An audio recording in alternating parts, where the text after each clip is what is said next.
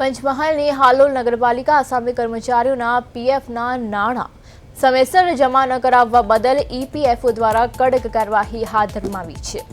ઈપીએફઓની વડોદરા પ્રાદેશિક કચેરીના જણાવ્યા અનુસાર 31 માર્ચ 2026 સુધીમાં હાલોલ નગરપાલિકાની વ્યાજ અને પેનલ્ટી સહિત કુલ ₹6.57 કરોડની બાકીદારી નોંધાઈ છે।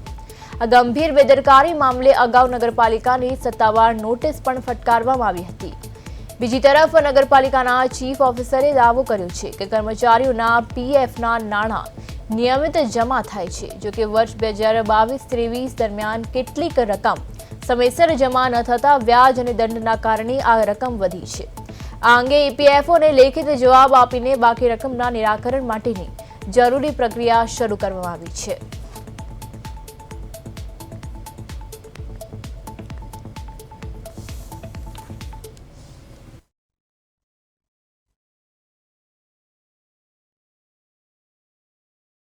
કે નગરપાલિકા દ્વારા લગભગ 2017 થી 22ના સમયગાળા દરમિયાન આસપાસના સમયગાળા દરમિયાન જે ઈપીએફઓની રકમ ભરવાની હોય તે રકમ ન ભરેલ હોય અને તે અંગેની વિગતોને ચકાસણી કરી ઈપીએફઓ દ્વારા જે તે સમયે 3 કરોડ જેટલી રકમની રિકવરી કાઢવામાં આવેલી હતી, જે નગરપાલિકા દ્વારા ઓલરેડી ભરપાઈ કરી જ દેવામાં આવેલી છે।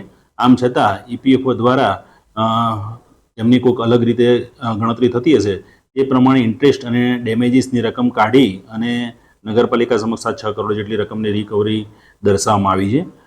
નગરપાલિકા દ્વારા આ જે ગણતરી છે એ અન્યાયી હોવાની બાબતની રજૂઆત ઓલરેડી ઈપીએફઓ સમક્ષ કરવામાં જ આવેલી છે અને આ ઉપરાંત સીજીઆઈટી અને હાઈકોર્ટમાં પણ કેસ દાખલ કરવામાં આવેલો જ છે અને તેઓને જ્યાં સુધી આ કેસનો ચુકાદો ન આવે અથવા તો આ બાબતે કોઈ નિર્ણય ન આવે ત્યાં સુધી આ રકમનો કોઈ પણ જાતનો ઉપાડ ન કરવા સૂચના આપવામાં આવેલી જ છે। આમ છતાં તેઓ દ્વારા બેંક ઉપર પ્રેશર કરવામાં આવી રહેલ છે અને કાર્યવાહી કરવાની વાત